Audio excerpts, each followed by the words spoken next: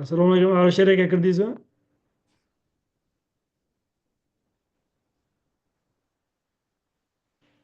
Abdumajid tanishtirib oling ma'ruzachi bilan mani. Xo'sh, demak, ma'ruzachi Abdulvohidov Alisher aka, Andijon.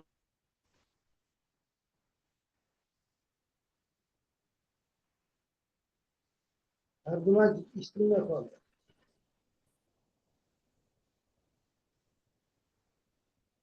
Abdumajid ovozi eshitilmayapti. 92-tur amaliy loyihalar.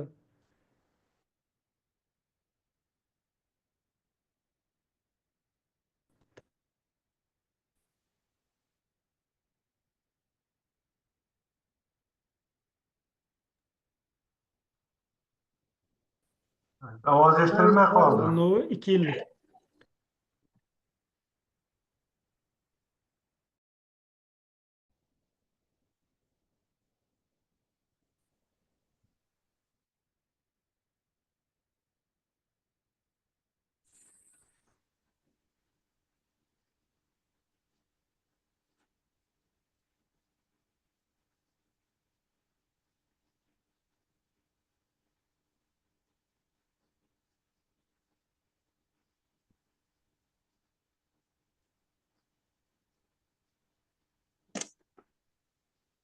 Assalomu alaykum.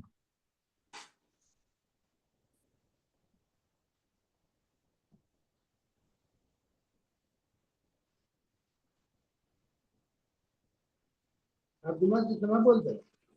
Eshityapsizmi? Ularda ovozi eshitilmayapti. Bizlarniki boryapti ekan, o'sha muammo bo'lyapti ekan kompyuterda. Yo, siz ham boya tanishtirayotganingizda biz eshitmay qoldik sizni.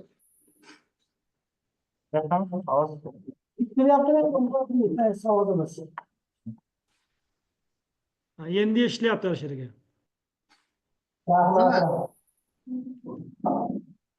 Xo'sh, demak, birinchi eshitadigan loyihamiz Abdulvohidov Alisher aka, Andijon davlat universitetidan 2 yillik amaliy loyihaga topshirgan, 92-turga astronegativlar va optik kuzatuvlar asosida osmon obyektlarining fazoviy va kinematik xususiyatlarini aniqlash loyiha topshirgan. Marhamat, Alisher aka, prezentatsiyani qo'yib boshlashingiz mumkin. Ushbu loyihami?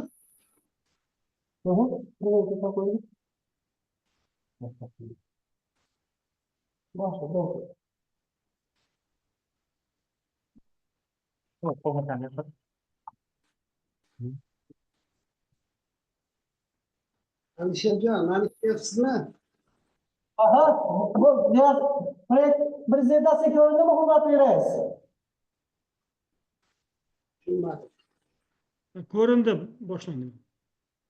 Alisher, demak 10 minut, 12 minut sizga doklad uchun vaqt. Qolgan savollarni muhokamada aniqlab olaveramiz. Marhamat, boshlang.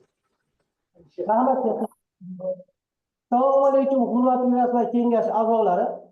Biz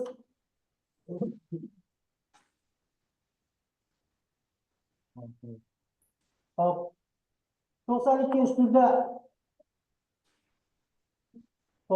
astronegativlar optik kuzatuvlar natijalari asosida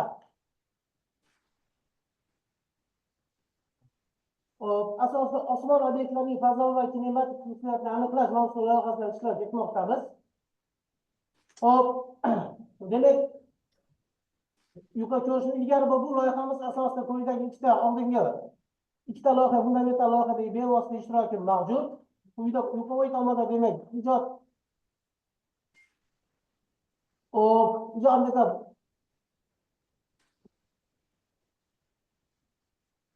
ijodiy javoblar tanishingiz mumkin. Demak, asosiy ishimizda asosiy 92 bu ishimiz bo'yicha asosiy muammo sifatida shu narsani e'lon qilmoqchimizki, demak, ta'lim tizimida ko'rgazmalilik yuqori samara beradi. Ya'ni bu bilan nima demoqchiman? Hozirgi oliy ta'lim muassasasida talabalarimiz astronomiya darsida bu gap bilan masalan o'tmoqda. Ya'ni buni biz ko'rgazmalilik asosida, ya'ni teleskop yordamida u narsalarni bevosita kuzatadigan bo'lsak, bu yuqori samara beradi. O'quv yurtlarida astronomiya darslari, ya'ni hozirgi kunda teleskopsiz o'tkazilmoqda. Ikkinchi, yoshlar dunyoqarashini shakllantirishda olam tuzilishini amaliy mahsulotlarda tushuntirishga, ya'ni oliy ta'lim muassasasida imkoniyat yo'q. Ya'ni ko'p oliy ta'lim muassasalarida shu teleskop mavjud emas. Ya'ni bizning mintaqamiz dunyo astronomlarini o'ta qiziqtiradi. Biroq qanchaligini bajarish imkoniyatimiz cheklangan. Ya'ni hozirgi biz O'rta Osiyoda, ya'ni vodiyimizda dunyo koinotni kuzatish uchun shunaqa bir yaxshi bir yerda joylashganmiz. Quyida ko'rishimiz mumkin, demak ijodiy jamoa bilan tanishishingiz mumkin.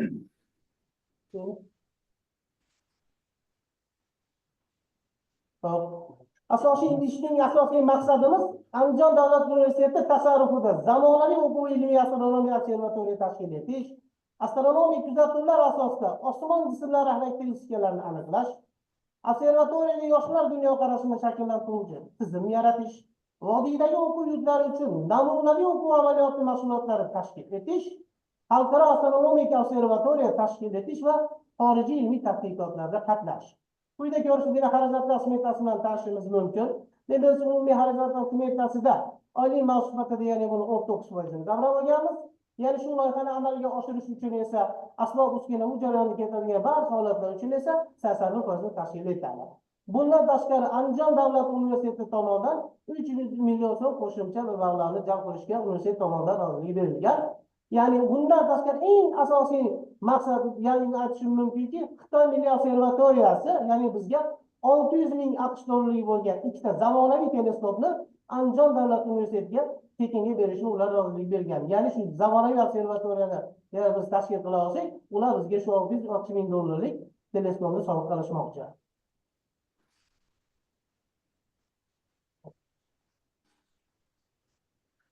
Hop, demak quyidagi skanerda birinchi chap tomonda ko'rgan skanerda ko'rishimiz mumkinki, bu hozirgi kunda astronomiya maisida mavjud bo'lib, bir qancha masalan ilmiy ishlar, yulduzlar kuzatish uchun O'zbekistonda yagona bo'lgan skaner orqali ishlar amalga oshirilgan. Hop, bu teleskopimiz esa hozirda ancha tarixiy ahamiyatga ega. Andijon davlat universiteti observatoriyasi peshtoqiga demak quyidagi rasmni muzaffar etgan. Pastdagi yuqorida ko'rib turgan rasmga e'tibor beradigan bo'lsak, ya'ni Andijon davlat universiteti bo'lajak observatoriyasi, ya'ni Andijon davlat universiteti Xo'jaobod tumanida ochiq maydon, ya'ni tog'da shu binoni biz qayta rekonstruksiya qilib, zamonaviy ko'rishga ahamiyatga ega bo'lgan bitta observatoriya tashkil qilmoqchimiz. Bu observatoriya tashkil qilish deganimizda demak quyidagi mana teleskopni ko'rishingiz mumkin. Diametri 50 santimetrga ega bo'lgan zamonaviy hozirgi kunda eng yaxshi teleskoplarni shu teleskop markazlariga o'rnatishni reja qilganmiz. Bundan tashqari demak u Xo'jaoboddagi tog'da o'rnatilgan ilmiy laboratoriya hisob bo'lgani uchun universitet hududida quyidagi o'quv teleskopini ham universitet hududiga o'rnatmoqchimiz. Diametri 30 santimetrlik. Talabalar bevosita dars davomida u narsani darsda o'zidayoq shu narsani teleskop orqali kuzatib, ancha amaliy ko'nikma olishi mumkin. Bu zamonaviy teleskopni quyidagi montirovkaga o'rnatish amalga oshirilgan. Bu yerda PZS kamera filtrlari, shularni quyidagi teleskopni o'rnatish uchun quyidagi konteynerdan foydalangan holda uni amalga oshirishni reja qilganmiz. Demak, biz bu loyihani amalga oshirish uchun yuqorida aytganimdek, Xitoy universiteti milliy observatoriyasi professori Lin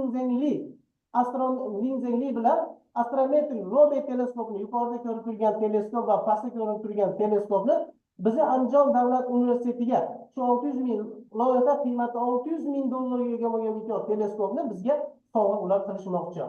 Shu bilan bir qatorda biz Xitoy bilan Andijon davlat universiteti o'rtasida hamkorlikni amalga oshirmoqchimiz. Yuqorida turgan teleskopning asosiy vazifasi Quyosh tipidagi yulduzlarning planetalar tizimini tadqiq qilish, kosmik chiqindilar tarqalishi me'yorini kuzatuvdan aniqlash. Pastdagi turgan teleskopning asosiy vazifasi esa yulduzlar va sun'iy kosmik kemalarni kuzatish asosida Yerning o'qidan cheklanishidan tadqiq qilish. Ya'ni astrogeofizik ilmiy tadqiqot uchun bu quyidagi Xitoy olimlar bizga shu yuqoridagi ikkita teleskopni sovg'a qilmoqchi. Hop, loyiha ishimizning asosiy ilmiy natija, amaliy natijalari birinchi. Andijon davlat universiteti tasarrufida vodiy talaba yoshlari uchun xizmat qiluvchi zamonaviy o'quv ilmiy astronomik observatoriya tashkil etish, astronomik kuzatuvlar asosida osmon jismlari xarakteristikalarni aniqlash, Xitoy Milliy astronomik observatoriyasi qurilmalarini o'rnatish va xorijiy hamkorlikni shakllantirish. Observatoriyada yoshlar dunyoqarashini shakllantiruvchi yangi tizim yaratdi. Vodiydagi o'quv yurtlari uchun namunaviy koinot obyektlarini kuzatish bo'yicha o'quv amaliyot mashg'ulotlari tashkil etilish. Loyiha bajarilishida olinadigan asosiy ilmiy natijalarimiz Oy diski bilan planetalar to'silish hodisasini kuzatish, xalqaro ilmiy tadqiqotlarda qatnashish, bu bilan Oy planetalar efemeridasiga tuzatma kiritish jarayonida o'zbek astronom olimlar hissasini qo'shish, faqatgina O'zbekiston geografik kenglamasida ko'rinishi mumkin bo'lgan osmon obyektlar, ya'ni noyob hodisalarni xalqaro kuzatishda faol qatnashish, Portlagan yangi yulduzlar evolyutsiyasini o'rganish bo'yicha jahon astronomik kuzatuvlarida ularning turli rang ko'rsatkichlarini aniqlashda qatnashish, noyob astronomik hodisalar, kometalar harakati, planetalar konfiguratsiyasi, meteorlar oqimi, yulduzlar chaqnashi kabi noyob hodisalarni kuzatish xalqaro kuzatuv tadqiqot ishlarida qatnashish. Galaktikani diski asosiy tashkil etuvchilari bo'lgan yulduz to'dalari kinematik, astrofizik xususiyatda o'rganish asosida galaktika kinematikasini o'rganish. Xitoy teleskoplarda quyosh tipidagi yulduzlar va astrogeodezik tadqiqotlar olib borish. O'zbek olimlarining bobomiz, ya'ni Ulug'bek bobomiz kashfiyot etgan 1018 ta yulduzni yaratgan bo'lsa, hozirgi kungi ilmiy tadqiqotlarimiz, ya'ni yulduzlar yangisiga yarashdi, o'zbek astronomlari, ya'ni bevosita jamoamiz a'zolari, ya'ni 13,4 million yulduzni yaratgan. Biz shu loyihamiz asosida buni davom ettirdik va astrofizik jarayonlarni tadbiq qilishni o'rganmoqchimiz.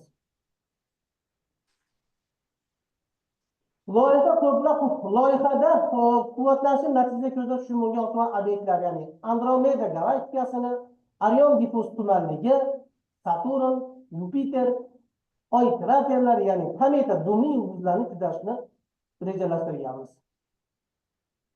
Bevosita loyiha bajarish astronomik faoliyat, ya'ni ijodimizga astronomik faoliyatini ijodga to'xtaladigan bo'lsak, ushbu loyihada asosan shu loyihada g'oyasi muallifi men ustozimiz professor Mo'minjon Mo'minov, xalqaro astronomik jamiyati a'zosi. Latviya, Rossiya, Maydanak observatoriyalar kuzatildi. Jamoat tomonidan nufuzli xorijiy manbalarda 100 dan ortiq ilmiy maqolalar chop etilgan. Xalqaro yulduzlar fondi, Strasburg, Fransiya va uning 5500 talik va 13,4 million yulduzlarni qabul qilgan.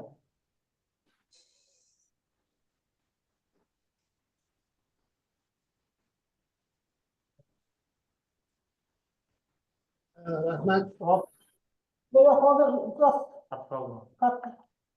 demak loyiha natijalari bevosita shunday savol tug'ilishi mumkinki sizlarda loyihani natijalarini tijoratlashtirish imkoniyatlari haqida nima demoqchiman. Bu haqida vodiy oliy ta'lim muassasalari, masalan, birinchisi muassasalarga shartnoma asosida amaliyot mashg'ulot, koinot sirlariga qiziquvchi tashkilotlarga ekskursiya, turizm sohasiga xizmat ko'rsatishdan tushgan daromad bilan.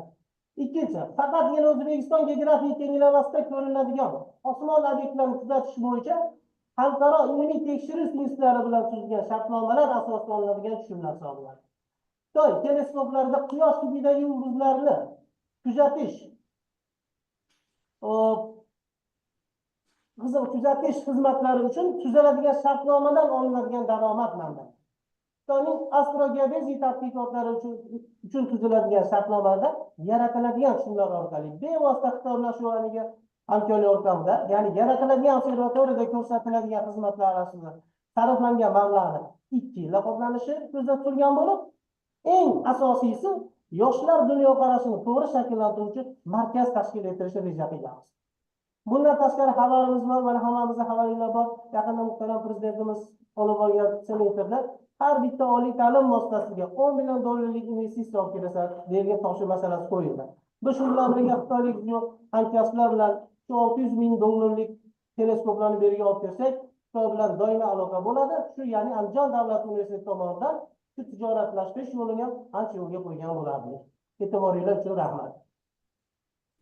Alisher. siz mikrofoningizni sal to'g'rilab oling. Anaqa gaplaringiz o'sha tushunib bo'lmay qolyapti.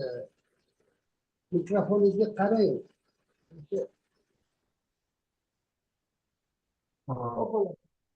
Mikrofoningiz yaxshi emas.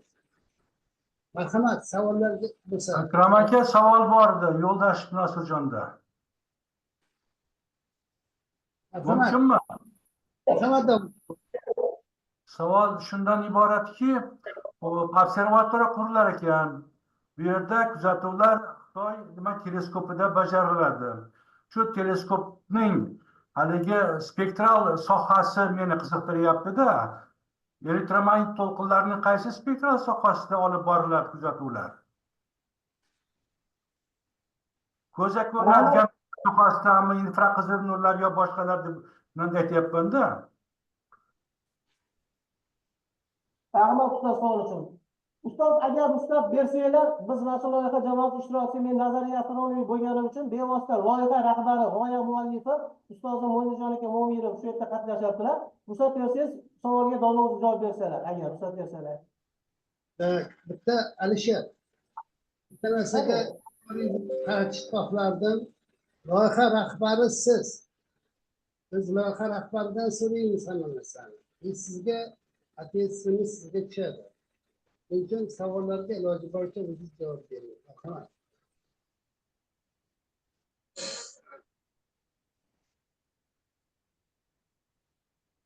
Biz bu holatda spektrda o'rganmaymiz, asosan shu yulduzlarda, yulduzlar zichlarini o'rganib, asosan shu teleskop orqali yulduzlar xarakteristikalarni ular tenglamalarni o'rganamiz. Xo'p, ikkinchi savol chiqib qolyapti-da yana bitta.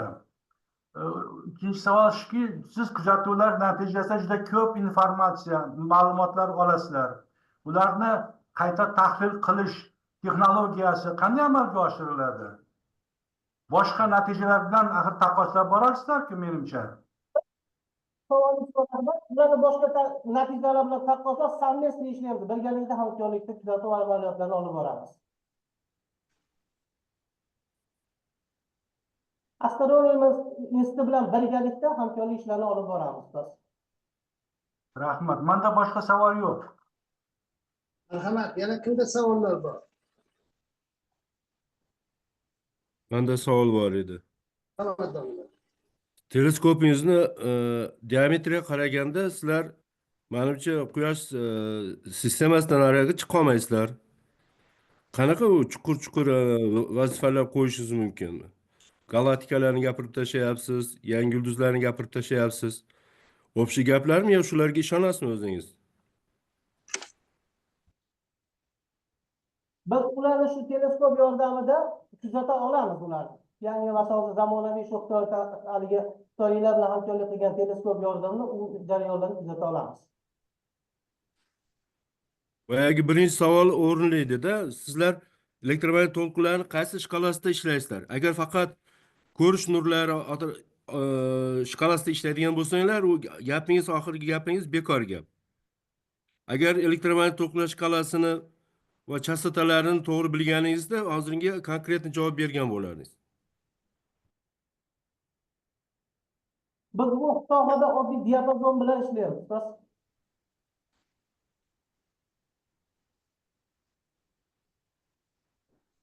Marhamat, yana qanaqa savollar bor? Mumkinmi bitta savol bor? Alisherjon, sizga men bilishimcha Andijon davlat universitetida o'sha astronomik kichikroq bo'lsa ham markazingiz bor edi. Shundaymi? Albatta shunday. Qutbusini diametri kichikroq bo'lgan, 30 santimetrli bor edi. Hozir ham ishlayaptimi?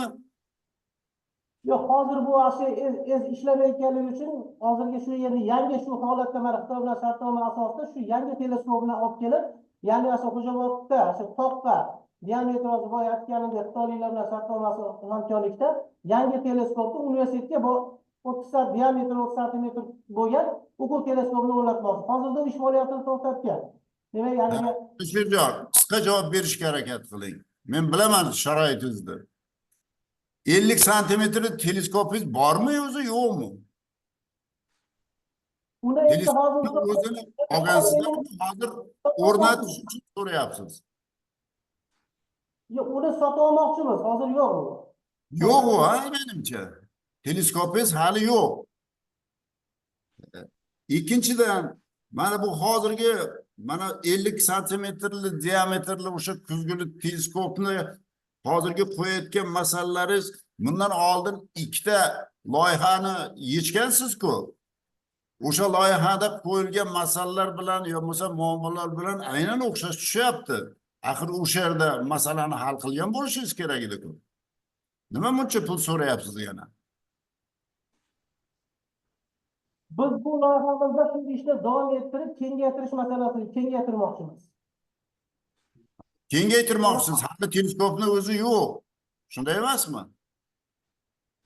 U teleskopni sotib olamiz, hali teleskop o'zi yo'q. Shuni kengaytirish, shu hamkorlikda Xitoyda ishlab, shu narsani kengaytirish maqsadida so'rayapmiz, kengaytirmoqchimiz. Grant pulida sotib olmoqchimiz. Qanaqangi markadagi teleskopni olmoqchisiz? 50 san, diametri 50 santimetrli bo'lgan, Xitoy bilan shartnoma asosida yuqorida ko'rsatilgan, uni ijtimoiy tarmoqlarda ular kuzatib ko'rganmiz. Bir nechta haligi turli markadagi teleskoplar bor ekan. Shuni ma'qul kelganini sotib olmoqchimiz. Yo, sizda hozir aniq bir loyihangiz bormi? Qaysidir davlatdan qanaqa teleskop o'sha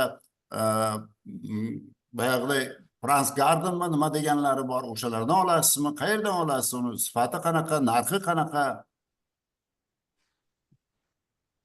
Xo'p, u yerda domla usta biz Xitoydan olmoqchimiz, grant loyihani ishimizda u narsani silkasini keltirib o'tganmiz. Tushunarli, menda savol yo'q. Menda bitta savol bor, mumkinmi? Tamaddonlar. Endi Alisherjon juda chiroyli takror qildingiz. Endi menda bunday savol bor. Masalan, O'zbekistonda Maydanakda yaxshi teleskoplar bor. O'sha teleskoplardan foydalanish mumkin internet orqali. Sizlar o'shani internet orqali o'shalardan foydalansanlar bo'lmaydimi? Hozir Maydanakda turizm ko'paytirilgani uchun osmon haligi ko'proq yorug'lik chiqaryapti-da. Shuning uchun biz uni bizning maqsadimiz, loyihamizdan maqsad shuki, shu teleskopni vodiyga olib keladigan bo'lsak, yorug'ligi, kuzatish imkoniyatlarimiz ham yaxshiroq bo'lardi. Talabalar bilan bu yerda o'quv korpusida ishlashimiz sal yaxshiroq bo'lishini hisobga olib, shu narsani tashkil qilmoqchimiz. Bu yerda Maydanakda shu kuzatishlarni hozir boricha osmon yorug'ligi uchun kuzatish imkoniyatlarimiz ancha chegaralanib qolyapti. Endi bu mana meni xabarim borda, o'sha Maydanak bilan bizlar biz aloqasi bor. O'sha yerda juda yaxshi 3 tami teleskop bor. O'sha teleskoplar internet tarmog'iga ulangan. Ya'ni agar maxsus o'sha Fanlar akademiyasidan yoki astronomiya institutidan ruxsat olsa, o'shalardan vaqtidan foydalanish mumkin. Shundan foydalansa yaxshi effekt bermaydimi? Bu siz olgan kichkina teleskopingiz baribir ulardek bo'lolmaydi-ku. Biz o'zimizni Andijon davlat universitetida asosan o'quv observatoriya qilmoqchimiz. Shuning uchun shu narsani maqsadda o'zim ilgari surganmiz loyihamizda. O'quv observatoriyani tashkil qilmoqchimiz. U masalan Alisher, nima ustoz? demak, menda quyidagi savolda sizni qo'yadigan masalangiz o'quv laboratoriyasi tashkil qilish. Bundan ikkita teleskopni Xitoy sovg'a qiladi deyapsiz. Bundan tashqari yana ikkita teleskop olmoqchisiz. O'zi o'quv ma'nosidagi laboratoriya bo'ladigan bo'lsa, shuncha teleskopni kerakmi, kerak emasmi? Birinchi masala. Ikkinchi masala, har qanday grantda qandaydir ilmiy yo'nalishi bo'lishi kerak. Qandaydir bir masala yechilishi kerak. Sizni grantingizda shu masala umuman ko'rinmayapti. Marhamat.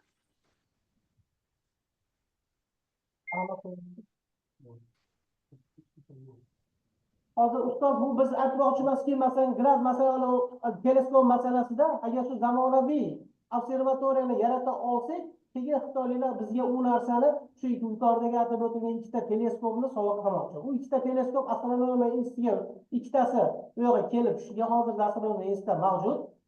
Biz shu zamonaviy observatoriya Andijon davlat universitetida tashkil qilsak, ular shu holatdagina bizga u narsani bermoqchi. Vodiyda yagona shu observatoriyani tashkil qilmoqchimiz. Demak, hozirgi aytadigan gapingiz ma'lum ma'noda yo bo'ladi yo bo'lmaydi degan holatga turibdimi? Qanday, men tushunmadim. Xitoydan kelayotgan teleskop.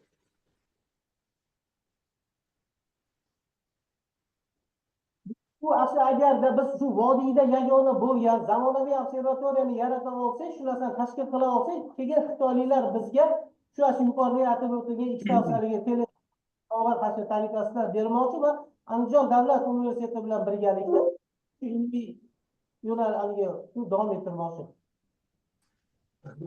Yana kimda savollar bor? Oxirgi savol mumkinmi? Ha, domla. Alisher, men tushunishimcha asosiy maqsadingiz shu universitetga teleskop olish menimcha. Chunki siz aytgan vazifalarda kichik diametrli teleskoplarda hammasini bajarish juda qiyin uni. Unga sharoit bor. Men shuni asosiy maqsad teleskop olib, shuni bolalarga tushuntirishmi? Yo boyagi ilmiy ishlarni ham bajarishmi? Chunki teleskopni olib uni qilaman deganicha o'sha vaqtingiz ham o'tib ketadi. Bundan tashqari bu teleskopning kuchi siz aytgan masalalarga yetmasligi mumkin. Rahmat usta savol uchun bizni asosiy maqsadimiz o'quv va chuqur ilmiy laboratoriya tashkil qilish. Ya'ni hali aytganimdek boya Xo'jaboddagi o'rnatgan, hali tog'da o'rnatilgan teleskop orqali ilmiy natijalarni hosil qilmoqchimiz. Bunda universitetga o'rnatiladigan teleskop orqali o'quv amaliyot laboratoriyada o'tkazmoqchimiz. Maqsadimiz shu ikkitasi. Vodiyda bo'lgan yagona bo'lgan barcha vodiyda haligi barcha mavjud bo'lgan oliy ta'lim muassasalari uchun. Rahmat. Boshqa savolim yo'q. Rahmat. Manchi yetarlar. Akrom aka, maylimi? Menda ham ba'zi savollar bor edi. Mumkinmi? Marhamat. Murat, marhamat. Alisher, men rahmat taqdiringiz uchun. Men o'zim observatoriyada o'zim ham ishlaganman, kuzatuvlar olib borganman. O'sha ma'lumotlarni ishlash jarayonida o'zim qatnashganman, rahbarlik qilganman. Meni savolim avvalambor nima edi, haligi oddiy bir savol. Qarangda, siz observatoriyani yaratishni taklif qilyapsiz va observatoriyada ishlash va natijalarni olishni o'quv jarayoniga tatbiq qilishni mo'ljallayapsiz 2 yilga. Lekin siz o'zingiz biron marta observatoriya qurib ko'rganmisiz? Observatoriyada siz biror marta 1 soat ishlaganmisiz? Bu birinchidan. Men naqalarni o'qib chiqdim, ro'yxatlaringizni o'qib chiqdim, lekin sizda shunaqa tajriba bor deb topmadim. U ham mayli. Lekin boshqa savol yana undan ham kulgiliroq men uchun. Nima uchun Xitoy sizlarga $600,000 teleskop beradi? Nimaga? Nima maqsadi? Nima mamlakatlar bir-biriga shunaqa pullarni shunaqa berib yuboradimi? Shuni men teyida nima maqsad borligini tushunmadim. Buni siz to'g'rirog'i aytganingiz yo'q. Bu narsa juda noaniq bo'lib qoldi va eng asosiysi siz otgan teleskop birinchidan nima uchun vodiyda teleskopni o'rnatmoqchisiz yoki observatoriyani? Observatoriyani o'rnatish uchun avvalambor joy topiladi. Chunki u joy observatoriyani maqsadlariga javob beradigan sharoit berishi kerak bo'ladi. Men aytayotganim yo'q vodiyda o'rnatib bo'lmaydi deb. Lekin vodiyda o'rnatish uchun sizni qanaqa jiddiy sabablaringiz bor? Vodiyda albatta birinchi bo'ladi, lekin observatoriya uchun alohida osmon jismlarini kuzatish uchun alohida sharoit bo'lishi kerak. O'shanaqa sharoit haqida sizning loyihangizda men hech nima ko'rganim yo'q. keyingisi bu endi kommentariy balki savol deb qabul qilishingiz ham mumkin. Mana keyingisi eng asosiysi. Teleskopda siz yozyapsiz osmon obyektlari deb. Osmonda 1 millimetrdan tortib bir qancha 100 metrgacha yetadigan obyektlar bor. Siz qaysi obyektlarni o'rganmoqchisiz? Bu sizni loyihangizni man anaqasida haligi nomida bu narsa berilmagan va loyihangizni o'zida ham berilmagan. Biza masalan shu obyektlarni kuzatishda qatnashamiz, chunki biza shunaqa alohida programmamiz bor. O'sha programma bo'yicha biza ularni analiz qilishda qatnashamiz. Lekin sizda men sizni loyihangizda biror bir mantiq topmayapman. Osmon jismlari deganda siz avvalambor qaysi balandlikdagi obyektlarni kuzatmoqchisiz? Masalan 100 kilometrdan tortib to 10.000 kilometrgachami, 20.000 kilometrgachami va nima uchun? Bu haqda umuman hech nima yo'q. Xuddi sizlarni taklif qilayotgan narsanglar, loyihanglar bu haqda hech qanaqa tajribasi yo'q bo'lgan komandani taklifiga o'xshab qolyapti. To'g'ri, men ko'rdim, mana Mo'minov degan odamni ilmiy ishlari bor ekan. Men ular haqida gapirmayapman. Men sizni rahbar sifatida qo'yayotgan vazifalaringizni gapirmoqchiman. Ya'ni aytmoqchimanki, observatoriyani umuman mavjud bo'lishiga, qurilishiga, uni maqsadlariga, ishlashiga va daniylarni ma'lumotlarni qayta ishlash jarayonlarini sizni maqolangizda biror bir o'rnini topmayapman. Chunki osmon obyektlar deb aniqlamayapsizmi? Shuni o'zida hamma narsa o'sha noaniqligicha qolib ketadi. Buni aniqlash kerak oldin. Qaysi balandlikda siz obyektlarni aniqlamoqchisiz va ikkinchidan qaysi metodlar bilan aniqlamoqchisiz? Kinematik va mana yozyapsiz, kinematik va astrometrik deyapsizmi? Fazoviy va kinematik xususiyatlari deyapsiz. Ularda xususiyatlari juda ko'p va ularni tadqiq qilish uchun yillar ketadi. Siz 2 yilda ham observatoriya qurib, ham natija olib, ham o'quv anaqasiga jarayoniga taklif qilishingizni o'zi prosta haligi nima edi, haligi qilib bo'lmaydigan ish bu. Shunaqa demoqchiman men. Qilib bo'lmaydigan ish. Mayli, meni anaqalarim shu, uni savol deb ham qabul qilishingiz mumkin, kommentariy deb ham qabul qilishingiz mumkin. Umuman olganda meni shu anaqa bo'yicha fikrlarim shu. Bo'ldi, rahmat. Rahmat. Alisher, biror gap aytasizmi? Agar ruxsat bersanglar, ustozimiz Mo'ydin Mo'minjonga biror gapi bor ekan, hurmatlar ruxsat bersangiz. Iltimos. Mayli, marhamat domla. Assalomu alaykum, hurmatli ustozlar. Juda o'rinli gaplar bo'ldi. Oxirgi olimimiz ustozimizning gaplarini juda to'g'ri tushundim. Xo'p, bu yerda Andijonda qilinayotgan 2 ta masala ko'rilyapti. Birinchi, o'quv observatoriyasi vodiyda yo'q. Bor o'rnatganimiz ham hozirgi kunda tarix ahamiyatiga. Ikkinchisi, biz mana shu tog'li tumanda dengiz sathidan 1000 kilometr balandlikda juda ham kuchli astronomik joy tanlaganmiz. Buni astroklinikani o'rganganmiz. Buni astronomik xususiyatlari, astroklinik xususiyatlari juda ham yuqori bo'lgani uchun biz shu yerda tanladik. Demak, haligi savolga bizni tanlagan joy ilmiy astronomik kuzatishlar uchun juda ham qo'l keladigan joy. Ikkinchi masala, kuzatadigan narsalarimiz, kuzatadigan obyektlarimiz, osmon obyektlari bu yulduz to'dalari, yulduzlar, ularni 5 xil rangda kuzatib, mana shu PJS kamera orqali ularni rang ko'rsatkichlarni olib, ularni spektral xususiyatlarini baholashimiz mumkin. Va mana shu yulduzlarni astrofizik xususiyatlarini olib, mana O'zbekiston nomi bilan kirgan, undan keyingi nomi bilan kirgan O'zbekiston 13 yillik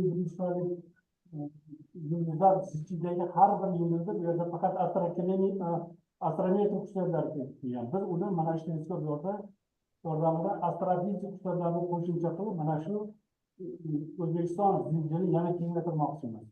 Ular bir so'z bilan aytganda, biz vodiyda yagona astronomik o'quv observatoriya yaratamiz va ilmiy dargoh yaratamiz. Bu yerda ilmiy natija juda ham ko'p bo'ladi. Endi xitoyliklarning masalasini ko'rsak, ular bizga shart qo'yapti. Uni shaxsan tanishim olim. men uyimda bo'lgan, Andijonda bo'lgan. Hozir shu masalani ko'taryaptiki, hozirgi geofizik ikkita teleskop ular turgan. Toshkentda o'rnatilgan. Uchinchisini Andijonga o'rnatishmoqchi va O'zbekistonda yagona bo'lgan teleskop, robot teleskopni ham bizga bermoqchi. Har biri 300 ming dollar. Bu demak vodiyni geografik kengaymasini juda ham qiziqtiradi. Toshkentdan tashqari biz Andijonda ham shu narsalar o'rnatadi. Buni bekordan bekorga berayotgani yo'q. Ular bizni ilmiy salohiyatimizni biladi. Shuning uchun ham mana shu teleskoplarni aynan Andijonga o'rnatib biz bilan hamkorlik qilmoqchi. Men o'ylaymanki, agar qo'llab quvvatsanglar, shu Xitoyda teleskoplarni olib kelsak, Andijonda yana ilmiy dargoh bo'ladi. Shaxsan men o'zim Toshkent astronomiya institutida ishlaganman. Leningrad Pulkov observatoriyasini aspiranti bo'lganman. Hozir ham toshkentliklar bilan astronomiya instituti bilan hamkorlik qilishmayman. O'ylaymanki, Toshkent astronomiya instituti, Andijon birgalikda biz juda katta ishlarni amalga oshiramiz. Buni albatta sizlarga bir og'iz qo'llab-quvvatlashinglar kerak xolos. E'tiboringiz uchun rahmat. Rahmat. Manimcha boshqa savollar yo'qmi endi? Shunda bo'lmasa Abdumajid taklifni chiqaring. Xo'p, hozir. Alisher aka, rahmat sizga. Rahmat. Marhamat, shunda qanaqa fikrlar bor? Manimcha Dilmurod o'zingizni fikringizni aytdingiz bo'yicha manda yo yana birorta fikringiz bormi? Domla, hali chiqib ketishmadi-ku. Chiqdi. domla, mani umumiy yondashishim shuki, man shu ilmiy kengashda qatnashayotgan ekanman. Ilmiy kengash jiddiy faoliyat olib borsa va shu ishlarga jiddiy qarasa degan fikrdaman. Shu mana men ro'yxatni qarab chiqdim, mana loyihani ko'rib chiqdim hammasini.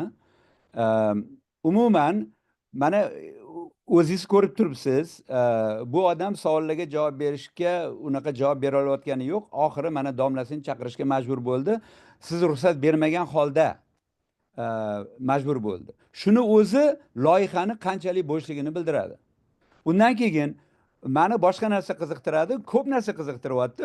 Bu Xitoyliklar o'zidan o'zi 600 mingga narsa bermaydi. Demak, ular nimadir, ularni ham nimanidir bu yerda niyati bor, biror ilmiy jihatdanmi yoki ekonomik jihatdanmi qanaqadir bir ularni ham manfaati bor bo'lishi kerak va shuni ochiq etilishi kerak. Bu narsa. Bu narsa umuman aytilayotgani yo'q. Keyin mana Maydanakni aytib o'tdinglar. Maydanakda Mudofaa vazirligining teleskopi bor, observatoriyasi bor, astronomiyaniki bor. Haqiqatan ham ular bilan gaplashish, shu ishni qilish mumkin bemalol. Va o'sha yerdagi natijalarni olib kelib o'quv jarayoniga Andijonga tatbiq qilish mumkin bemalol. Lekin observatoriyani yaratish uchun 1 yil emas, 2 yil emas, 3 yil, 4 yil ketishi mumkin. Buni chunki yaratgandan keyin uni biza uni anaqa nima edi, haligi adaptatsiya deymiz yoki bo'lmasam tuning deymiz. Hamma teleskopa parametrlarini haligi tuning qilib o'zgartirib nima edi, aniqligini to'g'ri, rezolyutsiyasini to'g'ri qilib olib kelish kerak bo'ladi. Bunga ancha vaqt ketadi. Va undan keyin mana biza kuzatayotgan obyektlar aytaylik mana 50 kilometrdan boshlab to 10 ming kilometrgacha. Undan u yog'ini biza kuzata olmaymiz, chunki teleskop undan u yog'ini ko'rmaydi, xira ko'radi, misol uchun. Va biza uni aniq qilib, o'sha olgan natijalarimizda mana alfa, deltalarni aniqlab, biza ular orqali biza orbitalarni aniqlaymiz va hokazo va hokazo. Lekin bu haqda umuman bu yoqda gap yo'q. Anaqada haligi loyihada. Keyin bu observatoriyani qurib bo'lib, ular tag'in yana ilmiy ish qilmoqchi. Va ular 2 yil so'rayapti. Bu mutlaqo bu anaqaga to'g'ri kelmaydi. Haligi qiladigan ishni hajmiga so'ralayotgan muddat to'g'ri kelmaydi. Shuning uchun men o'ylaymanki, bilmayman bular qanchalik darajada jiddiy qabul qiladi bizani ilmiy kengashimizni. Chunki mana Domla Mo'minov agar o'sha haqiqatda jiddiy qaragan bo'lsa, aytaylik bu mutaxassisligi ko'rsatish kerak edi. Bunaqa loyihani misol uchun. Mani fikrlarim shu. Rahmat. Rahmat. Yana kimda qanaqa fikr bor? Men bir oz aytsam mayli. Bu yerda haqiqatan 2 yil davomida ilmiy natijalar haqida bir narsa deyish menimcha qiyin bo'lsa kerak. Bu to'g'ri, masalan, balkim yaxshi ishlardir, kerak narsalardir. Bu proyekt sal shakli o'zgarishi kerak. Balkim bu o'quv metodik daraja shaklida berilishi kerakmi, pedagogika anaqasida, proyektlar qatorida. Bizlar ilmiy ishlarni ko'rayotgan bo'lsak, bizlarga unchalik to'g'ri kelmayapti-da. Bizlarga mana na publikatsiya haqida gap ketyapti, na zaddellar haqida gap ketyapti. Bu sal boshqacha qarash kerak bu anaqaga. Rahmat domla. Boshqa kimda bor yana? Qo'shilamiz mana shu fikrlarga. Ularni asosiy maqsadi pribor olish, menimcha. Shuning uchun buni loyihani o'ylab topgan. To'g'ri, Andijon juda universitetiga kerak bunaqa pribor. Lekin bunaqa usullar olib qo'ymaydi-da baribir. Tushunarli domla. Tushunarli. Ancha umumiy fikrga kelsak bo'ladi. Fikr bo'yicha bu loyihani qo'llab quvvatlashimiz juda ham qiyin. Lekin har holda o'zlaringizni fikrlaringizni bildirasiz degan umiddaman. Bo'lmasa Abdumajid ikkinchi anaqani chaqiring. Kiramiz dedi, qaramamiz. Abdumajid. Qanday qilishni bilasan, qayerga birinchi? Akrom aka, shu xususda men aytib qo'yay, esimdan chiqmasin. Agarda ilmiy kengashga yoki innovatsion vazirlikka shu sohada loyihalar kelsa, men ularni review qilishga tayyorman. Retsenzent sifatida, review sifatida. Marhamat, menga bemalol yuborishingiz mumkin. Rahmat, rahmat. Albatta shuni kimda qo'yamiz. Abdumajid. Abdumajid. Oy, ishlayapman domla. İkincidagilarchini Hozir kiritaman. Ungacha mana baholashga o'tib tursak bo'ladi. Hozirgi loyihaning nomeri baholashga o'taylik. 1603 edi. Top shular baholashdi. Alo. Endi baholashimiz kerak. Qanday qilib, qayerga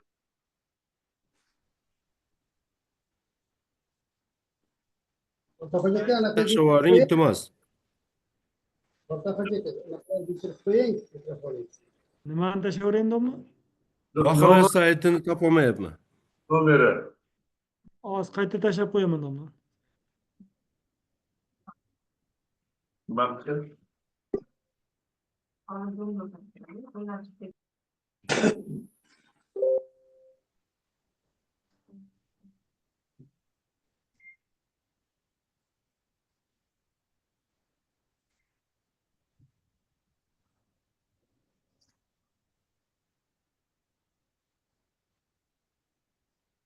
Bu loyiha 1603.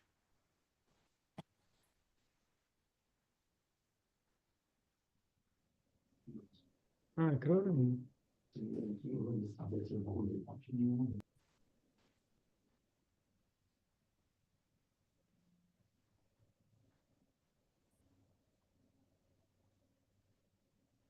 Anaqa Abdumajid. Mana kirdi. Jalomenga kirdingizmi? Ha, bu boshqa odammidi rahbari? Nega? Assalomu alaykum. Alisher Rayimboyev Javronbek. Assalomu alaykum. Hozir doklad qilgan odam Abdulvohidov Alisher aka-ku. Loyiha rahbari.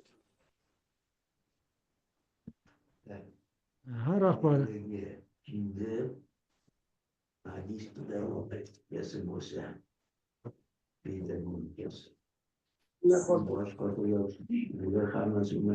Jalomey aka, boshlashingiz mumkin prezentatsiyani qo'yib.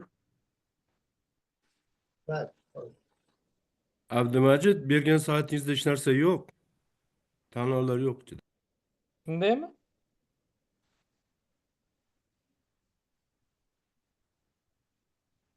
Alo. Assalomu alaykum. Marhamat, zakladchik, anaqa, Jalolbek, marhamat. Mana ovozim eshitilyaptimi yo'qmi? Men просто tasdiqlab yuborsanglar yaxshi bo'lardi. Men uchun aniq bo'lardim, что. Sizga 10 minut, Eshitilyapti Jalolbek aka. Ha, 10 bo'ldi. minut vaqt beramiz. Hop. Endi anaqa qilishga harakat qiling, gaplashishga. Marhamat. Hop, rahmat. Tak, birinchidan men agar qarshi bo'lmasanglar, kameramni sekin o'chirib qo'yaveraman. Assalomu alaykum hammaga. Bu berilgan mavzu yadro astrofizikasidagi va muammolar, то есть muammolar to'g'risida, ya'ni mavzuning nomi shu yadro astrofizikasi, termoyadro reaksiyalari muammolari uchun nuklonlar yoki klasterlar uzatish yadro reaksiyalarini tadqiq etish nomlanadi. Bu ishni Milliy tadqiqot universiteti huzuridagi Fundamental va amaliy tadqiqotlar instituti tomonidan berganman. Tak, ilmiy jamoaga agar nima qiladigan To'liqroq bo'lsak, ekran qila olasizmi prezentatsiyangizni? to'liq ekran. Mana shundaymi? To'la ekranga. Shunday. Shundaymi? Ilmiy jamoa asosan o'zimiz bilan ishlab yurgan yigitlar. Bu yerda asosiy qismi, men bu yerda o'zim 40 yoshman va eng nimasi yoshi kattasi men ekanman bu yerda. Ko'pchilik yosh yigitlar. Men endi ilmiy jamoa bilan ko'p to'xtalib o'tirmayman. Asosiy maqsad neytron yulduzlari va qora o'ralar atrofidagi yadro reaksiya jarayonlarini o'rganish va ularnida o'sha og'ir elementlar paydo bo'lish, og'ir elementlar sintezini tadqiq qilish hisoblanadi. Ikkinchi nima bo'lsa, supernova, kilonova deb ataladigan hodisalar, bular o'sha og'ir yulduzlarni o'lishi yoki neytron yulduzlarni bir-biri bilan to'qnashib ketish jarayonlari hisoblanadi, supernova, kilonovalar. O'shalarda og'ir elementlarni yoki radioaktiv elementlarni aniqlashdan iborat bo'ladi. Vazifalar qo'yganmiz bir nechta neytron yulduzlar va qora o'ralardagi yaqinidagi o'sha tez neytron qamirilish deb aytiladi, jarayon degan jarayon bor. O'shalarni modellashtirish, kilonovadagi egri chiziqlar va spektral xususiyatlarni tahlil qilish, kosmik nurlar va jarayonlarini o'rganish va bulardan o'sha bashoratlar qilish, ularni tahlil qilgan holatda o'sha radioaktiv elementlarni aniqlagan holda va qora o'ralar atrofidagi jarayonlar natijasida hosil bo'ladigan neytrino oqimiga gravitatsiyani ta'sirini o'rganish, keyin va gravitatsion to'lqinlar va elektromagnit to'lqinlarni kuzatuvi, keyin kosmik nurlar kuzatuvlarini birlashtirgan holatda. Hozir endi buni hammasini multi messenger spektroskopiya deb ham atashadi. O'shanaqa vazifalarni bajarishdan iborat bo'ladi. Bu yerda asosiy vazifa. Budjet 3 milliard 938 shunaqa summa berilgan. Bundan 1 milliard 800 milliondan sal ko'prog'i mehnatga haq to'lash va bunun ichida ijtimoiy mehnatga haq to'lashning ijtimoiy solig'i ham bor. Xizmat safarlari faqat O'zbekistonni ichida. Oldingi nimamda ham aytdim, aynan xizmat safarlari uchun mablag' ajratmaymiz. Sababi biza xalqaro grantlar yoki fondlar hisobidan borib qanaqadir scholarshiplar hisobidan o'sha borib kelishni yo'lga qo'yib olganmiz. Unda ham nima topiladi hisoblanadi deyman, deb o'ylayman. Hisoblash texnikalari vositalari sotib olish taxminan 1,5 milliardga yaqin. Bu yerda asosiy biza boyagi yuqorida aytib o'tilgan vazifalarni bajarishda asosan bizaga masofadan ishlash uchun yaxshi noutbuklar kerak bo'ladi va yaxshi kompyuterlar kerak bo'ladi. O'sha statsionarniy kompyuterlar iloji boricha o'sha loyiha ishtirokchilari ko'pchiligi ishlab bilishi uchun ko'proq kompyuter sotib olganmiz. Ya'ni bir paytda o'zida bir necha vazifani bajarib turishi uchun. va ularga kerakli bo'lgan support qiladigan o'sha UPS, monitor, ну такой yaxshiroq, sifatli shunaqa narsalarni nima qilganmiz, so'raganmiz. Bu yerda yadro astrofizikasi bo'lgani uchun laboratoriya o'tkazilmaydi, faqat bunaqa spektrlarni olib обработка qilishdan iborat. Shuning uchun laboratoriya nimalari yo'q bu yerda. Ba'zilarida hozir simulyatsiya deb aytishimiz mumkin. Balkim modellarni shunaqa bularni ham kompyuterda qilsa bo'ladi. Numerical experiment degan raqamli eksperiment yordamida. Endi ishni yangiligi bu hozir o'ylayman O'zbekistonda bu yadro astrofizikasi sohasida aynan man точка зрения qilayotgan o'sha neytron yulduzlari va qora o'ralar yaqinidagi kuchli gravitatsiya rejimida o'sha og'ir yadrolar hosil bo'lishini hamda o'sha supernova, kilonovalarni qoldiqlaridan og'ir yadrolar spektrlarini kuzatib olish va ular tahlil qilgan holatda yangi bilimlarni oshirish yo'nalishi hali bu menimcha yangi deb o'ylayman O'zbekistonda. Endi ahamiyati shundaki, bu yadro sintezi jarayonlarida, koinotdagi elementlarni paydo bo'lish jarayonlarida o'sha astrofizik obyektlarni rolini o'rganish, ya'ni neytron yulduz va qora o'ralardagi atrofida har xil izomerik holatlar mavjudligi, ularni o'rganishda. Endi ikkinchi tomondan balkim masalan o'ylayman kosmik tadqiqotlarda foydalanadigan yangi spektroskopik texnologiyalarni takomillashtirishga yordam beradigan topilishi mumkin. Endi buni aniq ayta olmaymiz, mumkin deyapmiz. Shuning uchun kutilayotgan natijalar bu neytron yulduzlari va qora o'ralar atrofidan o'sha og'ir elementlar paydo bo'lish jarayonlarini tasniflashimiz mumkin. Oxiri oqibat mana bu elementlar mana bu jarayonda hosil bo'ladi, mana bu obyektda, mana bu elementlar mana bu jarayonda, mana bu obyektda hosil bo'ladi degan hozirgacha rivojlangan, hozirgacha qilingan ishlarni biz nima qilishimiz mumkin, to'ldirishimiz mumkin va o'sha eksperiment natijalari bilan bog'lashimiz mumkin yangi nimalarni. Endi tijoratlashtirish istiqboliga men ozgina tushunchamni yozdim. Shu bu bo'lishi mumkin, ya'ni fundamental xarakterga ega. Men birdaniga tijoratlashtirish bo'ladi deb ayta olmayman. Atom energetikasi sohasida ishlatishimiz mumkin. Qani kompyuter texnologiyalarini, yangi dastur, o'sha simulyatsiya dasturlarini qanaqadir agar qila olsak, qilishimiz kerak, chunki buni usiz bajara olmaymiz. Bular katta hajmdagi astrofizik hisob-kitoblarni amalga oshirishda kerak bo'ladigan simulyatsiyalar yaratiladi. Bularni endi tijoratlashtirish qilmasak ham open accessga qo'yib, boshqalar foydalanib, bizning maqolalarimizga havolalar qilishga kerak bo'ladi bunaqa narsalar. Datchik sensorlar yaratish mumkin. Keyin ta'limda aynan o'sha astrofizika, yadro astrofizikasida yangi bilimlar tadqiq qilishda foydalanish mumkin. Asosiy bizada nima qilinayotgan fokus bu o'sha hozirgacha yerda mavjud bo'lgan kimyoviy elementlarni bular kelib chiqish sabablarini, kelib chiqish evolyutsiyasini tushuntirish. Masalan, biza Big Bangda yengil elementlar hosil bo'lganligini bilamiz. Keyingi etaplarda qanaqa bo'lgan asosan? Mana 2017-yilda ikkita neytron yulduz to'qnashish hodisasi avgust oyida kuzatildi. Unda ko'rildiki, og'ir elementlardan masalan oltin, platinium, uran kabi og'ir elementlarni paydo bo'lishi mana bu yerda mana bu rang bilan magenta deydi.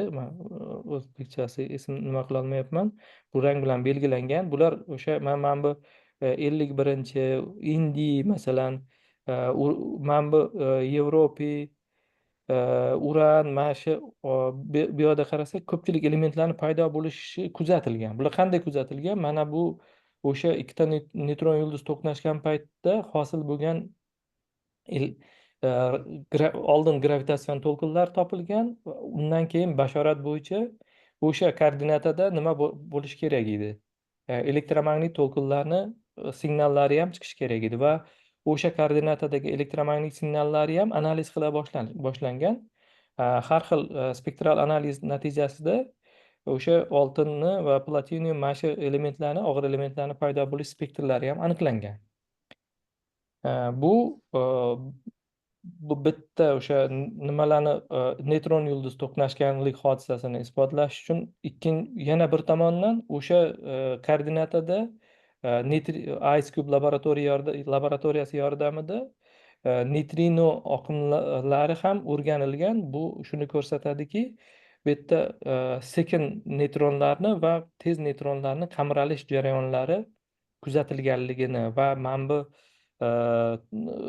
og'ir elementlarni tabiatda tarqalishi, koinotda tarqalishida mana shunaqa neytron yulduz to'qnashuviga o'xshagan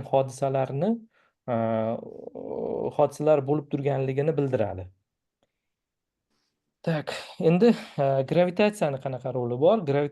Asosan o'sha qora o'ralar bularni qo'shaloq tizimda uchraydigan qora o'ralar yoki supermassiv qora o'ralar, ular atrofida yaqin akretsiya diski bor hisoblanadi. Ularda har xil regionlarida, sohalarda akretsiya diskini har xil temperaturaga ega. Bu jarayon bilan S jarayon ketishida asosiy ключевой faktor bu yuqori temperatura va zichlik hisoblanadi. O'shani hisobidan gravitatsiyani roli katta deymiz.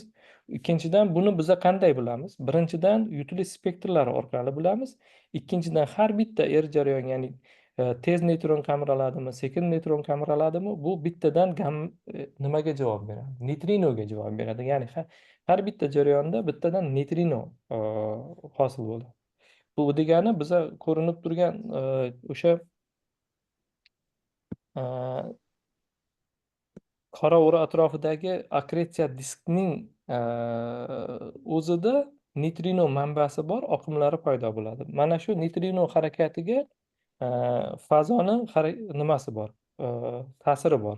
Ya'ni neytrino oqimi biza nazariy hisob-kitob bilan kuzatuvda, agar bular hali bunaqangi 2035 ga launch qiladigan 2-3 ta laboratoriya bor.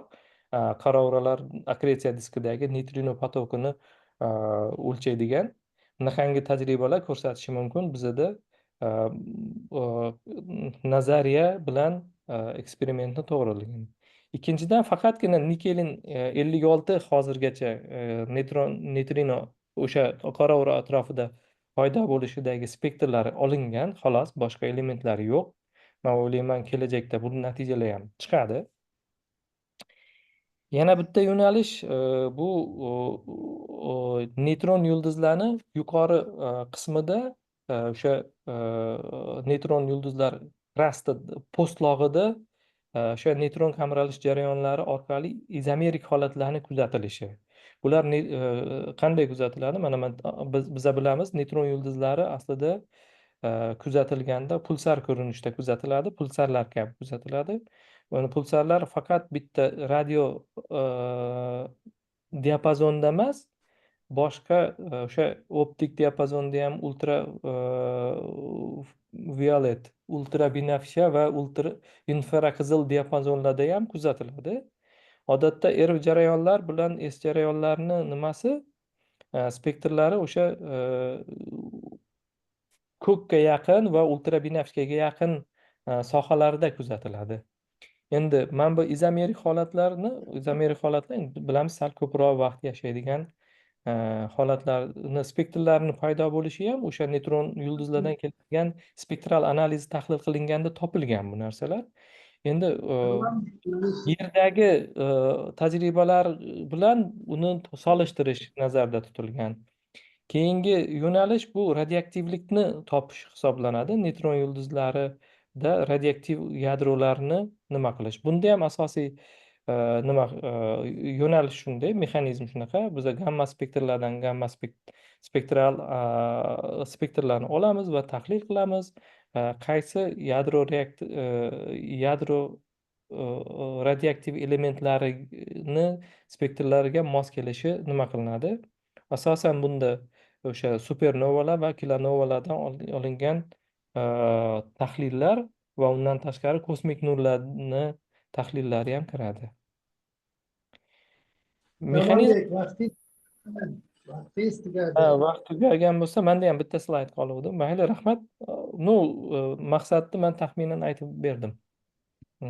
Loyihadan. Agar savol javob bo'lsa, rahmat eshitganlaringiz uchun. Rahmat. Savol. Menda savol bor, Akram aka. Tamam. Javobni juda chiroyli doklad qildingiz. Meni savolim shundan iborat. Mana siz qo'ygan masala menimcha, mening nazarimda-da, albatta balkim men noto'g'ri gapirayotgandirman. Bitta institut yoki bir 10 ta institut qiladigan ishni aytyapsiz hozir. Har bitta qo'ygan masalangiz, bu kamida bitta institut qiladigan ish. Endi siz bu ishni qanday qilib amalga oshirmoqchisiz? Buncha katta hajmdagi ishni qanday qilib amalga oshirmoqchisiz? Bu savol birinchisi. Ikkinchi savol shundan iboratki, endi mana shu siz juda chuqur ilmiy jarayonlar haqida gapiryapsiz. Yadrolarni sintezi masalasida. Lekin uni siz qanday qilib sintezini o'rganmoqchisiz? Sizlarning ishlaringizni ko'rib chiqdim. Asosiy juda yuqori impact faktorli jurnallarda ko'p sondagi maqolalar chiqargansiz. Lekin asosan ishlaringiz o'sha qora o'ralarning hosil bo'lishi, o'shalar atrofidagi jarayonlar. Va bu o'sha klassik gravitatsiya nazariya asosida chiqaryapsiz. Siz endi yadro reaksiyalari, bu sof kvant hodisalarda bularni bu nazariya asosida qanday qilib sizlar tushuntirmoqchisiz? Rahmat. Rahmat. Bu to'g'ri aytyapsiz. Bu yo'nalish o'zi katta bitta institut shug'ullanadigan yo'nalish aslida. Biza maqsadim ham o'shanda, agar mana shu yo'nalishni rivojlantira olsak va kelajakda institut qila olsak degan niyatim. Buning uchun nimadir turtki bo'lish kerak, qandaydir nimadan boshlashimiz kerak, kimlarnidir ishga olib jalb qilish kerak yo'li. Endi qanday qilamiz? Qanday qilishimiz bu asosan ilmiy ish har qanday ilmiy ishda asosiy to'g'ri qadam bu zadachani to'g'ri qo'yishda. Masalan, student asosiy men ko'rsatdim, 2 ta doktor nauk bor, men bilan 3 ta. Qolgani yosh ilmiy xodimlar bular. Zadachani to'g'ri qo'yib bilishda. Masalan, spektr tahlillarini o'tkazish bo'yicha raqamli. Hozir men bundan 2 yil yo 3 yil oldingi vaziyatda bo'lsam ham bunaqa narsa haqida o'ylab ham bilmasdim. Lekin hozirgi davrda men bu narsaga davayt qilamiz bolalar deb ana o'qiganimni maqsadi ham shunda bo'ldiki, nima turtkusi ham shunda bo'ldiki, hozir spektr tahlil qiladigan kodlar open accessga juda ko'p chiqib ketgan. Va zadachalarni qo'yib va uni yechimiga biz yaqinlashaverishimizda ChatGPTga o'xshagan sun'iy intellektlar hozir juda bo'lib ketyapti, nima deydi, raqobat bo'lib ketyapti, juda yaxshi xizmat qiladi bizga. Mana shu, ya'ni mana bu yukni bajarib bilaman yoki bajara olamiz deb olganimni bitta tomoni ham o'shanda. Bolalar potensiali yaxshi, qaysi zadachani bersangiz bo'ldi deb bajarib kelyapti. Men sizga yashirmayman. Oxirgi 1-2 ishlarimda domla Ashkot aka, men ChatGPTga black hole yechimini oldirganman. Men uni keyin tekshirdim. To'g'ri qilyapti borku. Yo, endi bu mana shuni zadachasini bersam ham borku bolalarga. Komanda qilib, masalan, 2 komanda qilib birgalikda bo'ladi. Ishni olish kerak, bajarish kerak, bo'ldi. Ha, endi agar bunday bo'lsa, sizlarning ishlaringizni sun'iy intellekt qilar ekanda. Sun'iy intellekt qilgan bo'lsa, zadacha buncha kompyuterda nima qilasizlar? Demak, 5 ta siz yozyapsiz. Yo'q, men domla bunday narsa. Sun'iy intellektni hamma narsani qiladi deyotganim yo'q. Masalan, kodlarni yozishda hozir men spektral kod tahlil qiladigan kodlar bor. Ularni olib biza modifikatsiya qilishimiz kerak baribir. Masalan, kuchli gravitatsiya rejimiga modifikatsiya qilishim kerak. Sababi kuzatuvga ta'sir qiladigan gravitatsiyani faktorlari bor. Redshift faktorini ichiga gravitatsiyani man qo'shishim kerak. Mana shu modifikatsiyalarni sun'iy intellektga yo aytishingiz kerak qo'shib ber deb, yo o'zingiz u tayyorini olib qo'shishingiz kerak. Sun'iy intellekt bu narsalarni qilolmaydi. Tushundim. Menga Endi ma'lumotni sizga- tezroq topib beradi bu. Menga bilmaydigan ma'lumotimni tezroq topib beradi. Ishimni tezlashtiradi. Ya, uni birinchidan, uni albatta buni matnga yozish kerak bo'ladi. Hozir boshqa joylarda shuni talab qilyapti. Men boshqa narsani so'rayapman. Endi yadro reaksiyalari, yadro sintezini qanday qilib tekshirasizlar? Mana o'sha og'ir yadrolar hosil bo'lyapti deyapsiz-da. Mana tajribalar Yerda mana yerda ko'pchilik yadrolarni sintezini spektr nimalari bor, ma'lumotlari bor. U yerda kuzatuvda olingan spektral tahlilda yerdagi natijalar bilan o'tkazilgan nima deydi, pasportlar bilan tekshiriladi baribir.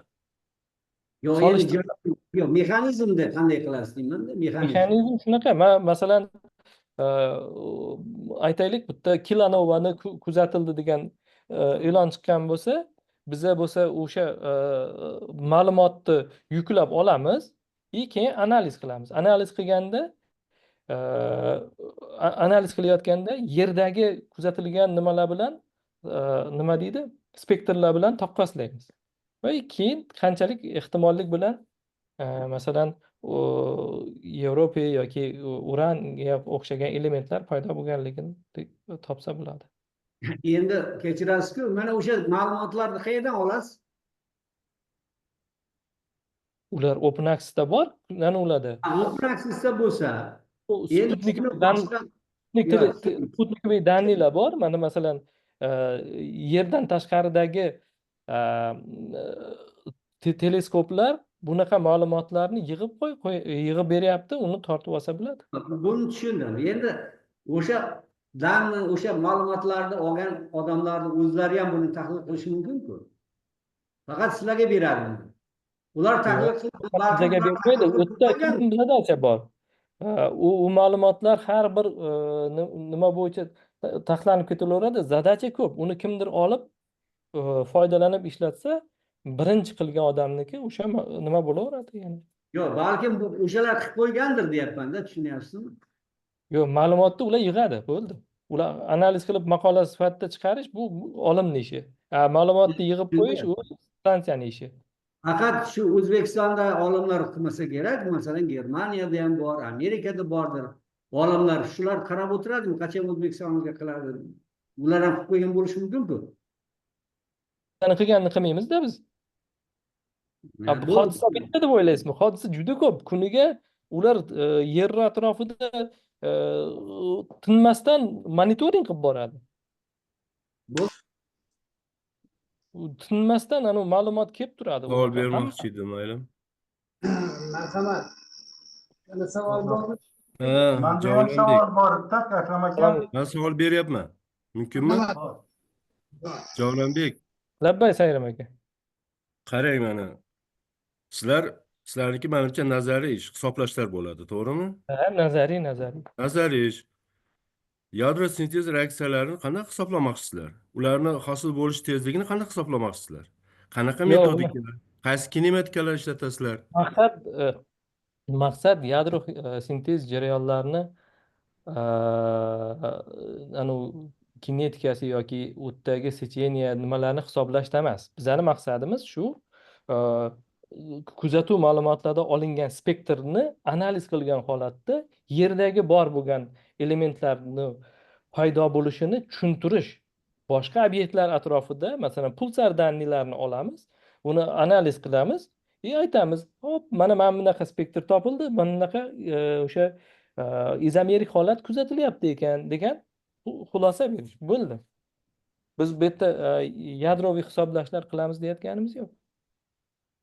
Nomi anaqa proyektning nomida Yadro astrofizikasi. Men bu yerda yana bitta nima bor? To'xtamay aytib olay, savolimni berib olay. Temada yozilgan yadro astrofizikasi neytron uzatish reaksiyalari deb yozilganda. Bu чисто ядерный anaqa ядерный quyi energiyada yadro reaksiyalari problemasi. Sizniki aytishingiz bo'yicha astrofizika bo'lib qolyapti, quruq astrofizika. Yo'q, nazar Lekin yadro astrofizikasi. yadro astrofizikasida yadro reaksiyalar o'rganiladi. Ularning kechish jarayonlari, mexanizmlari, osmon sharoitida, quyosh sharoitida, kosmik sharoitlarda, ana aytaylik qora o'ra atroflarida baribir yadro reaksiyalariga bir taqalish kerak. Tushunyapsizmi? Bu yerda yoqda energiyani o'rniga temperatura rol o'ynaydi. Temperaturalarga qarab ularni kinetik energiya столкновения deyiladi.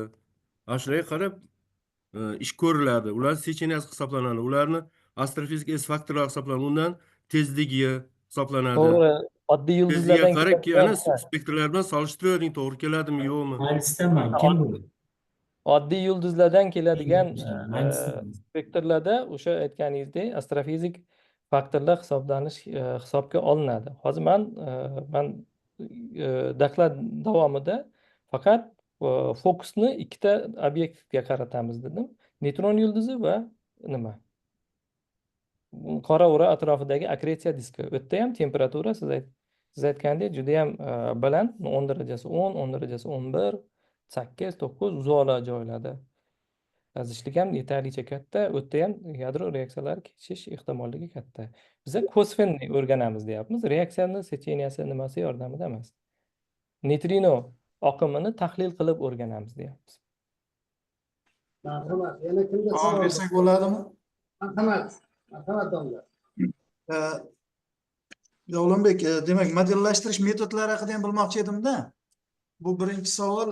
Umuman olganda siz hozir ma'lumotlarni to'plab, shu asosida bir natija olmoqsiz, shunaqami? Tushunishim bo'yicha. Demak, xuddi bu big datani analiz qilishga o'xshaydimi? Siz deyishingiz? Yo bu boshqa narsami?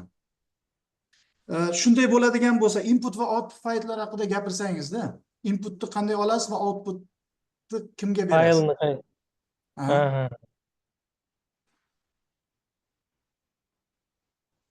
Marhamat, savol tushunarlimi? Davlonbek.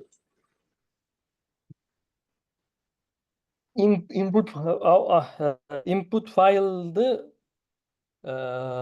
olib sizga qanday qilsam ekan?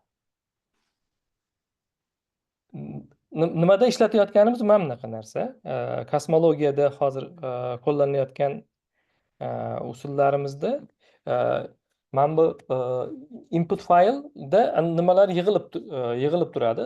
Data raqamli ko'rinishda yig'ilib boradi. Keyin biza undan faqat chastotani olamiz. U chastota amplitudasi bo'yicha sortirovka qilamiz.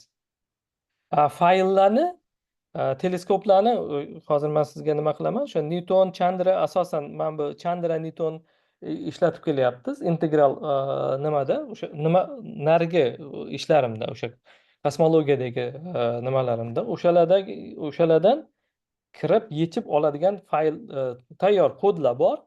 O'sha kodlardan yordamida biza komandani berib boraveraman. Men buni analiz qilib ber, men bu energiya bo'yicha spektrni chiqarib ber. Shunaqa qilib analiz qilib boraman.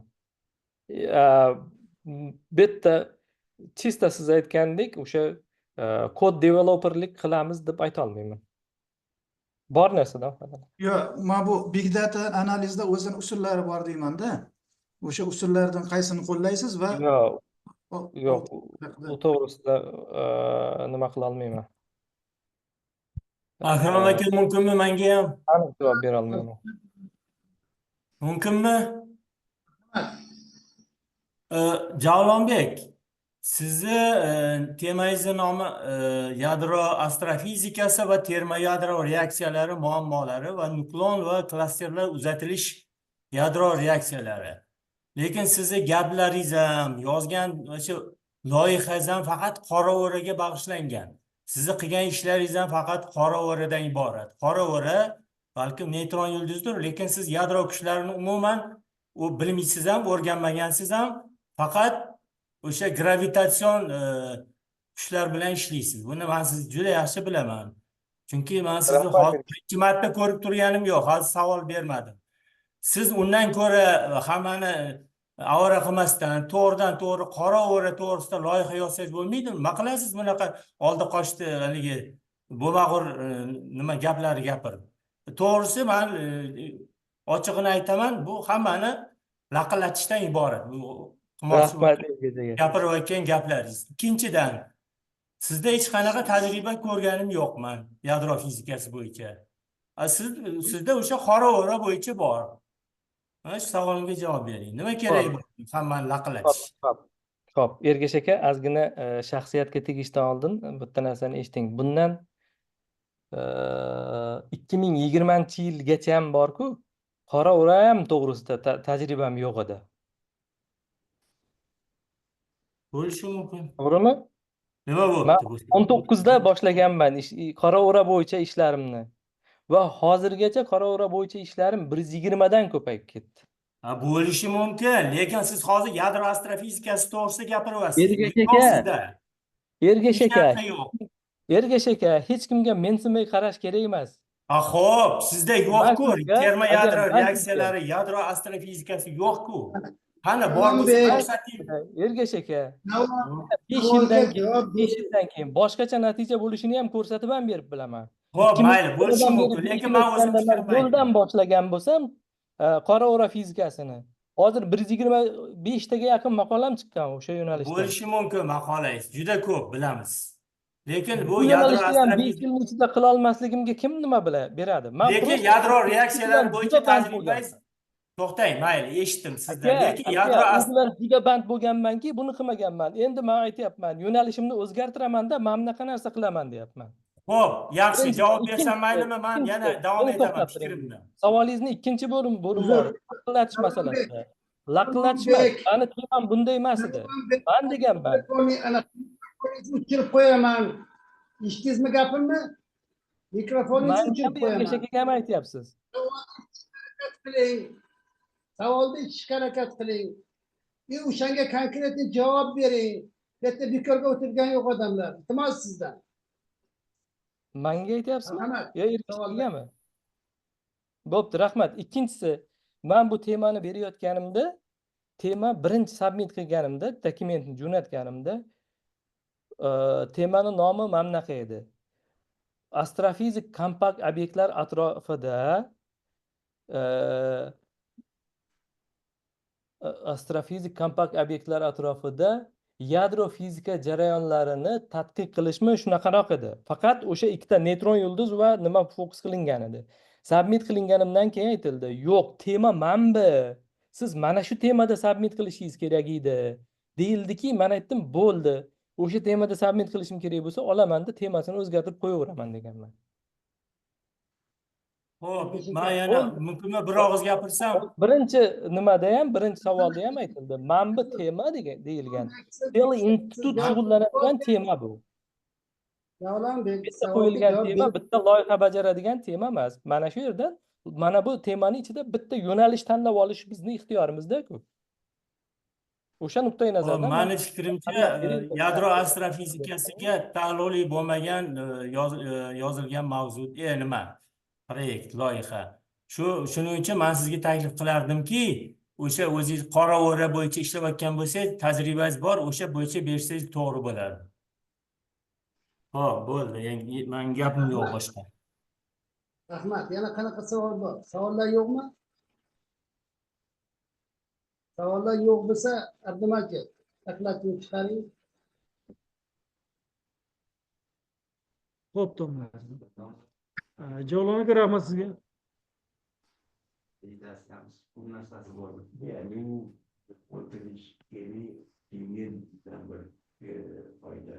Fikr bildirsam maylimi? Marhamat, domla. Mana o'zinglar guvoh bo'ldinglar, qiladigan ishlari yadro astrofizikasiga aloqasi yo'q. Bu sohada u dokladchikni xabari ham yo'q. Biz ularning ishlarini bilamiz. Ularniki shu astronomiya, astrofizika, qora o'ralar, shunaqa makro obyektlar. deyarli nima deb gapirayotganini o'zi ham tushunmayapti. Olib qochayotgani ko'rinib turibdi. Birinchidan. Ikkinchidan o'zini tutishi ham yaxshi emas. Sal odam o'zini tutib olib, normal qarab, odamlarga qarab gapirishi kerak. Kallasini yoqqa tashlab, bu yoqqa tashlab qiliq qilmasdan. Men tushunmadim. U Kirsh indeksi baland bo'lsa yoki 100 qancha statyasi bo'lsa, bu bunaqa tutishga haqqi bor degan so'z emas. Bizlarga azim bo'lsa hurmatli bo'lishi kerak. Menga yoqmadi bu obyekt, bu proyekt. Men o'ylaymanki, anaqasiga mos emas. Mazmuni nomiga mos emas. Rahmat oğlum. Yana kimda? Manam gapirsam maylimi? Rahmat. Egamov gaplariga qo'shilaman. Yana shuni aytamanki, bu yigitni biz anchadan beri bilamiz. Oldingi hozirgi tugallanmagan oxirgi yili ketyapti, proyekt bo'lgan. Proyekti bor bularni Abjabbarov bilan o'sha qorao'ra va neutron yulduzlar bo'yicha. Lekin yadro fizikasi bo'yicha umuman hech qanaqa tajribasi yo'q bu odamni.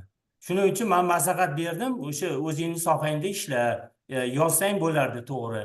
Men bu hozirgi yadro astrofizikasi, yadro reaksiyalari to'g'risida avval biron bir tajriba bo'lgandan keyin yozsang to'g'ri bo'lardi deb maslahat berdim.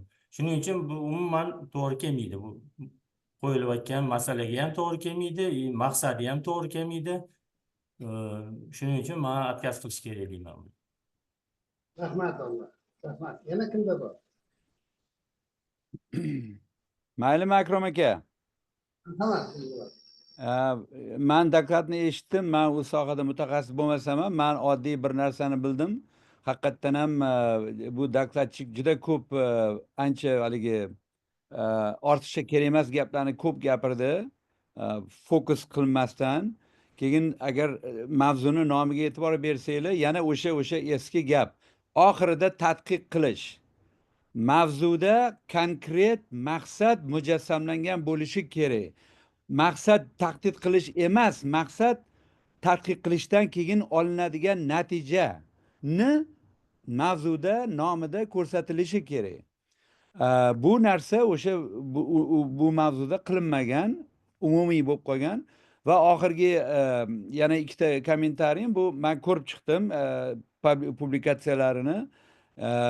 Juda ko'p men hatto ko'pligidan menda shubha paydo bo'ldi. Buni hammasini o'zi bu dokladchilikni o'zi qatnashganmi? Qatnashgan bo'lsa qanchalik qatnashgan? Chunki hamma avtorlarda u shu 5 ta, 6 ta, 7 ta avtorli maqolalar hammasi. Va juda bir-biriga yaqin bo'lgan va bir-biriga nima edi haligi yaqin bo'lgan ko'pchiligi bir xil bitta jurnallarda publikatsiya qilingan maqolalar ekan. Menda shunaqa shubha paydo bo'ldi va oxirgisi dokladchilikni kengash a'zolarini oldida o'zini tutishi mutlaqo qabul qilib bo'lmaydigan narsa. Mutlaqo qabul qilib bo'lmaydi. Shuning uchun biza talab qilishimiz kerak dokladchiliklardan ma'lum bir etika qoidalariga, hurmat qoidalariga rioya qilishsin. Bu hozir bu odam mutlaqo ilmiy kengashni etiklik hurmatini joyiga qo'ymadi desak bo'ladi. Meni fikrim shu. Rahmat. Rahmat. Murat, albatta bu narsaga e'tibor berish kerak. Biz ularga qo'yadigan talabimiz bahomizda bilish kerak. Shunga yarasha inson o'zini ham biladigan holatga keladi. Rahmat. Yana bormi? Demak bu 1663-loyiha ekan. Biz ovoz berishga o'tamiz.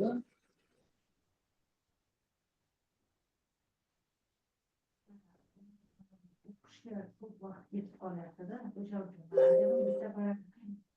Bitta paradasiga bitta bobni o'qib chiqish kerak bo'ladi. Gapi so'z. Buni qiyinlik beradi va ichida Hola, bedamlı.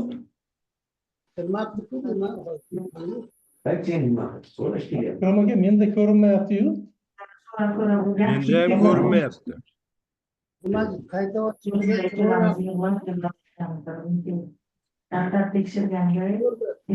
Nega domla yangilaveringlar kirasanlar. Yo'q, ana shu Telegramga tashlangan link orqali kirdik.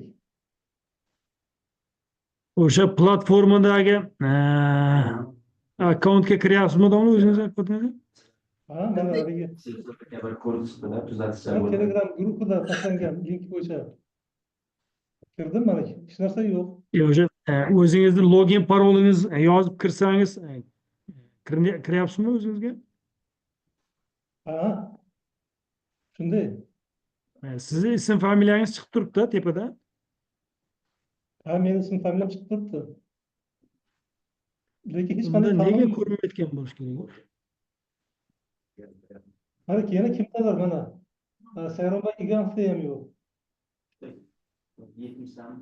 Shunda ham ko'rinmayapti.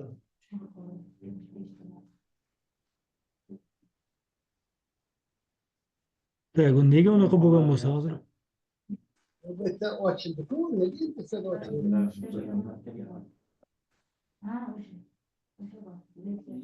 Silkani to'g'ri berdingizmi, Abdumajid? Silka to'g'ri berilgan. Mana o'sha silka bo'yicha kirdim, ishlayapti. Oxirgi silka bo'yicha kirdim. O'sha login parolni yozib kirsa, ism familiyangiz ko'rinib turgan bo'lsa, demak to'g'ri kirgan bo'lasiz.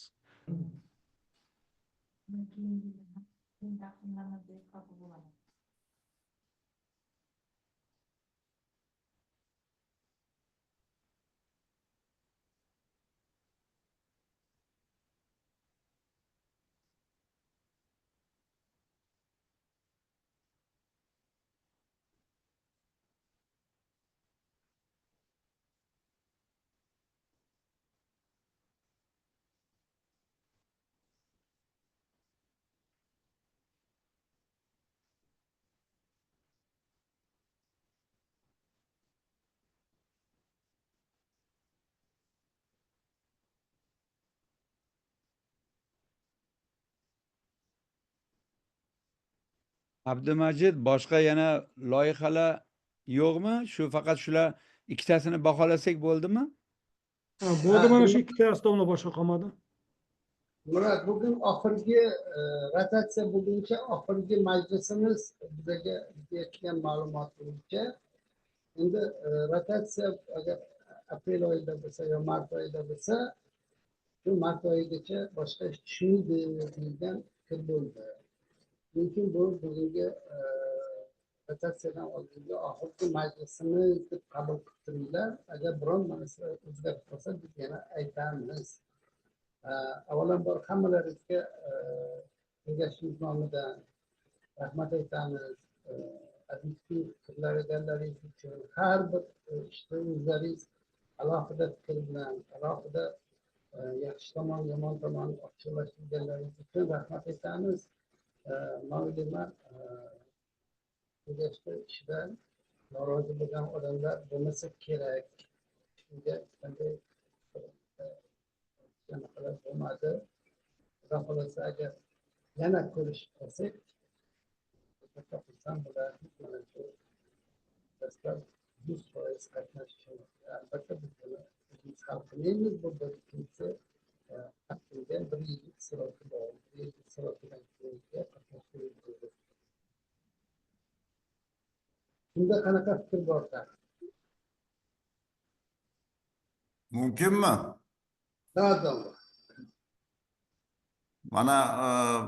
Mana shu kengash tarkibi bilan Akrom aka bizlar yomon ishlamadik deb o'ylayman. Davlatimiz oldimizga qo'ygan vazifalarni ham imkon darajada har bitta o'sha kengash a'zosi his qilgan holda.